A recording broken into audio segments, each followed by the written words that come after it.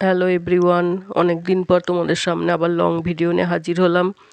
তো দেখো, এখন চিকেন কষা বানাচ্ছি। সব রকম মশলা দিয়ে চিকেনটা একদম লাল লাল করে কষে নিচ্ছি। তো উনুনে বানাচ্ছি চিকেন, খুব টেস্টি লাগে উনুনের রান্না। তারপর দেখো, আমার ঘরের প্রাচীরের কিছু আঁকাও তোমাদের সাথে শেয়ার করলাম। আমার হাজবেন্ড সব আঁকে।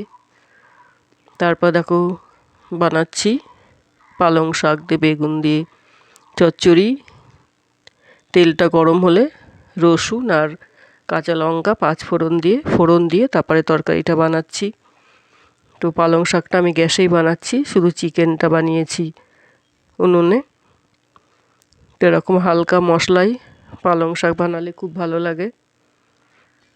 তো পালং শাকে কোনো জল দেব না, ঢাকনা চাপা দিলেই যা জল বার হবে ওটাতেই সিদ্ধ হয়ে যাবে।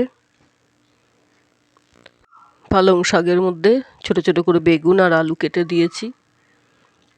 কিছুক্ষণ ঢাকনা চাপা দিয়ে রেখেছিলাম, তারপরে ঢাকনাটা সরালাম।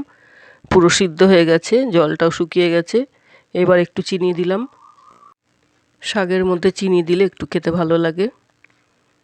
এরপরে খুব ভালো করে নাড়াচাড়া করে নিচ্ছি।